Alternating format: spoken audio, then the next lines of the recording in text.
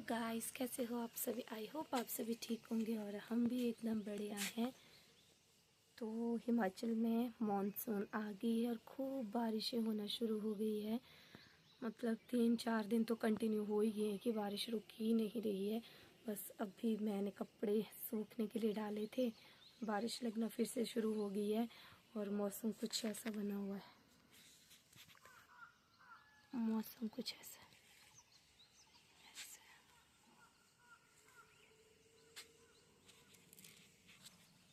तो मुझे लगता नहीं है कि ये कपड़े आज सूखेंगे और आज हमें फाइनली चंडीगढ़ के लिए भी निकलना है क्योंकि कल रोनित का स्कूल है। तो आज हम निकल जाएंगे और देखते हैं। अभी हमने सोचा है कि 3-4 बजे तो हम निकल ही जाएंगे। 3-4 बजे निकलेंगे तो फिर 7-8 बजे पहुंच ही जाएंगे। पर कल मेरे मम्मी पापा चंडीगढ़ गए हैं तो वो बोल रहे थे कि वहाँ पे बहुत ज़्यादा ट्रैफिक लग रहा है। पता नहीं अभी किस करके लग रहा है क्योंकि जैसे आजकल बारिश हो रही है ना तो लैंडस्लाइड भी काफ़ी ज़्यादा होता है, तो हो सकता है शायद उसकी वजह से भी हो रहा हो। तो बस अभी मैंने पैकिंग वगैरह तो सारी कर ली है और खाना खुना भी खा ही लिया है। तो और अब मुझे नहाना है क्योंकि कल मैंने बालों में तेल डाला था रात को। तो आजकल इतना डैंड्रफ हो रहा है ना बालों में, बहुत ही ज़्यादा। और मुझसे पहले इसको को आपसे बात करनी है। दिखाई दे रहा होगा आपको,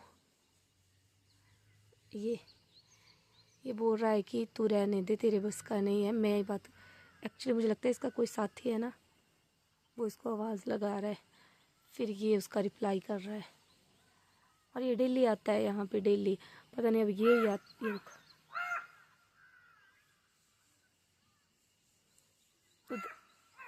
उधर पार जैसे से कोई इसका फ्रेंड है ना, वो उसको बुला रहा है और फिर ये अपनी लैंग्वेज में उसको रिप्लाई दे रहा है, ऐसा लग रहा है मुझे।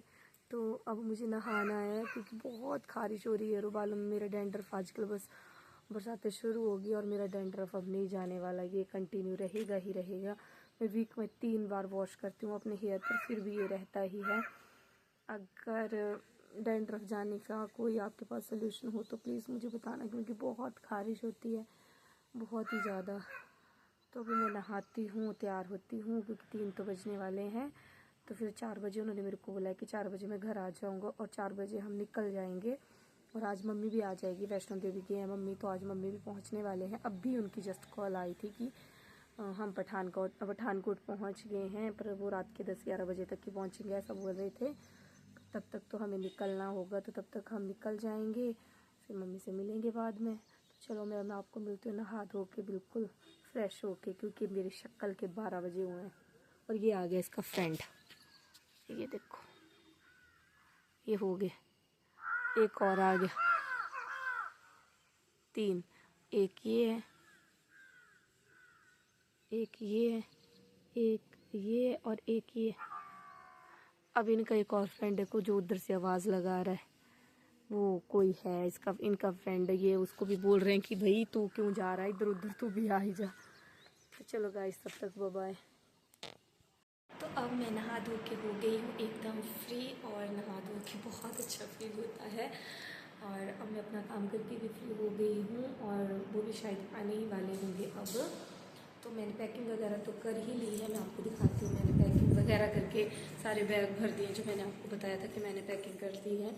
तो देखो, पैकिंग करके मैंने रख दिए अपने बैग यहाँ पर। और इतने में कपड़े लाए नहीं थे जितने ये हो गए हैं, मतलब 2 बैग ये भरे हैं मैंने।